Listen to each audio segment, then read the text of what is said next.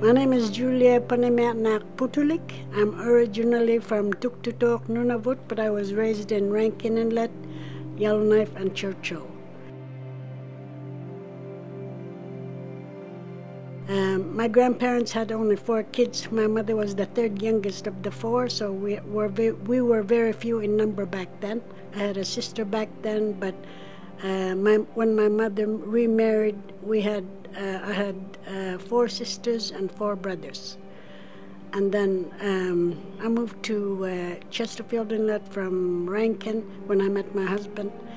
I had my 4 boys and my 1 girl, but then I adopted a baby girl from my husband's cousin. So and I now have a bunch of grandchildren, but the 3 of them, they grew up with us all their lives. So now the youngest of those 3 is 17, and she's graduating high school next year, so I'm very excited for that.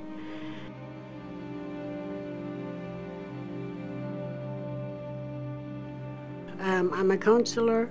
I've been counseling professionally now for some 30 years, unprofessionally for some 50 years.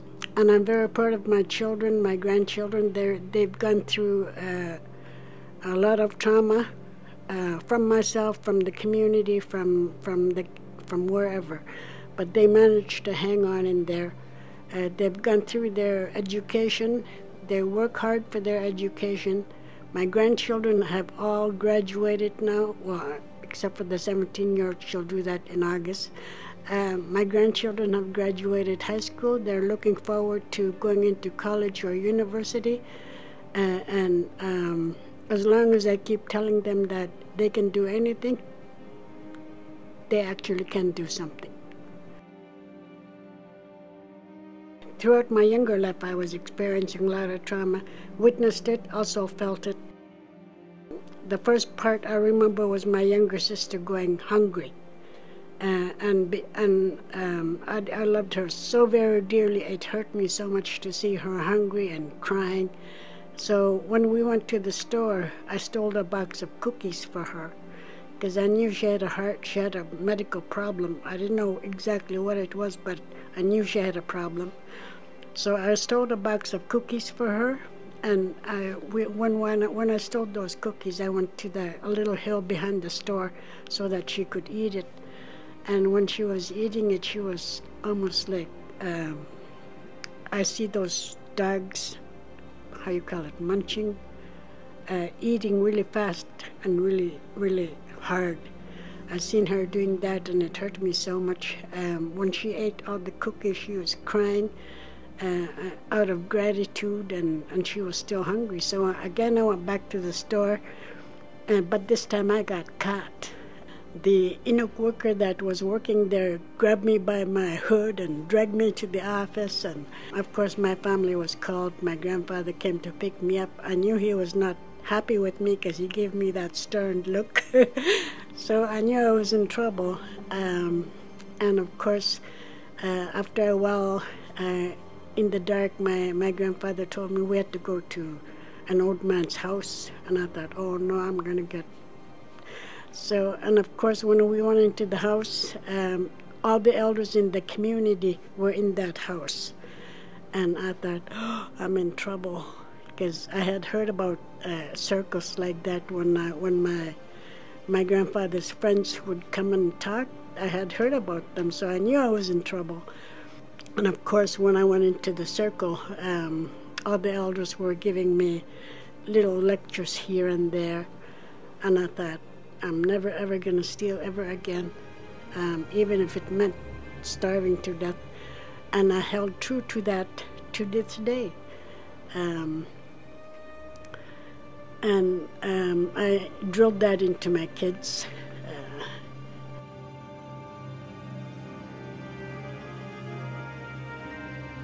The first traumatic event I experienced or saw was out of not my family, but the friend of one of my mother's family members had come into my house. She was looking for my mother, and she was crying, and I thought, I didn't know what was wrong with her, but my mother had gone out to the Hudson Bay back then, so I was babysitting my siblings, and the woman, as she was walking out, she said, I'm going to grab somebody's snow machine and I'm going to run through ice. And I thought, if I let her run through that ice, my mother is going to really give me trouble. So I followed her outside, and I held on to her. We were fighting like crazy. She was trying to get on the snow machine, and I was trying to keep her away from it because she had said she was going to go fall through the ice. And I thought, I can't have that happening. So I hung on to her like a leech, and then the neighbor next door, he said, what's going on? And that was the first time I knew somebody was not drunk, because the whole community back then was drinking, because the alcohol was sold at the Hudson Bay back then. But luckily for me, that guy was sober that day. So when I told him that this woman was wanting to go off the ice, drown in the ice, he called the cops, and I don't remember much after that. I was like 12 years old. And when my mother came home, I told her about it, because if she found out from someone else, she would get quite angry with me. So I told her about it right away, and for the first time it seemed she was very proud of me. And I thought, wow, my mother is proud of me. And that hung on for a long time. And there was another one that stuck with me, but this one was with my own son. My son had committed suicide, and I don't remember the first few parts of that, but I do remember his children crying and not knowing why and all of this. So I found myself taking care of them. Helped me through my stuff with dealing with that, and to this day I'm really grateful I have his kids, because I worked through that, and I'm able to, I think I'm stronger with that now.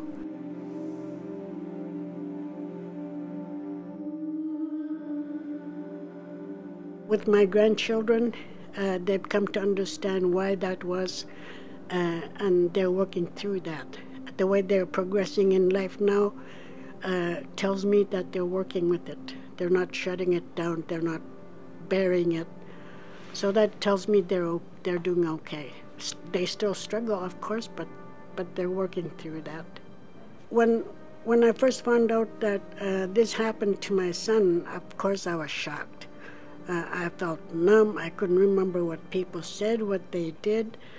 How I got through, I couldn't remember part of that. People would tell me this is what we did or this is what we said, and I couldn't remember that for a long time. But fortunately, one of my, at the time, my manager said, look, Julia, you're struggling, so you need to get help, because this is help we cannot give you. And of course, at the time I was going through denial. I said, you don't know what you're talking about. But when I realized that this person was a non-Inuk, he was my manager, and I realized this guy cared about me so much that he went to this trouble to tell me all this, I realized I did need to get help in order to stay on top of that. So I went for help. I was off work for, I think it was 6 weeks. And then when the doctor okayed me to go back to work, I got back, my focus changed. And I realized I had to work further to help my people, because if I can get through it, anybody can get through it. I spoke to counselors, I spoke to my elders, I spoke to my friends and my supervisor, and I spoke to anybody that was willing to listen to me, because I knew I couldn't handle that on my own. And I'm extremely fortunate that people were willing to listen. They didn't judge me for that. They didn't say, well, this didn't happen. You're just imagining it. They didn't say anything like that, so that helped me out a lot. What really helped me out, I think, was that people were willing to listen, even though they might not have wanted to listen. I think that helped me out a lot. My son's passing inspired me to become a counselor. because I heard about it from a lot of my clients, but prior to actually living it, it was like something I could not imagine.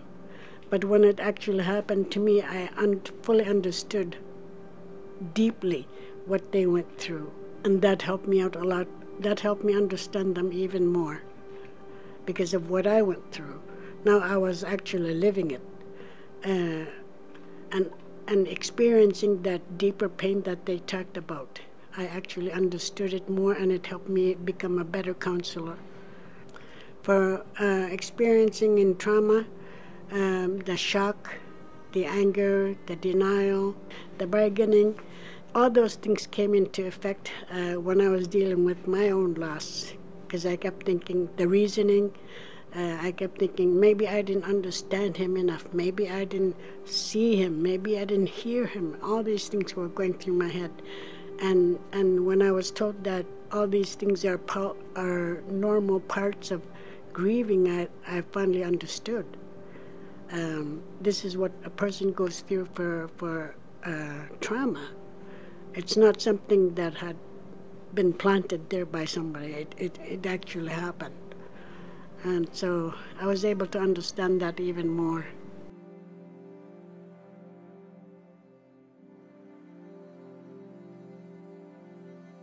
We can get through these times with the help and support of our family, our friends, professionals that can help us, whether they be psychologists or psychiatrists or whatever is at hand, social workers.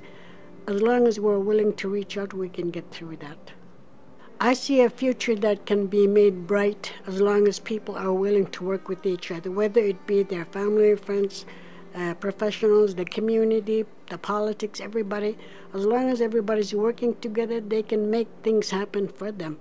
And for my people especially, because we have gone through quite a few years of hardship.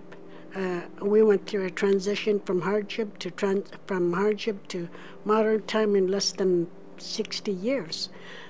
So if they can manage to go through all of that, they can do whatever they want in a good, healthy way. I think that's what our world will bring to them, and we need to work both ways. You know, the modern world has to work with us for us to work with them.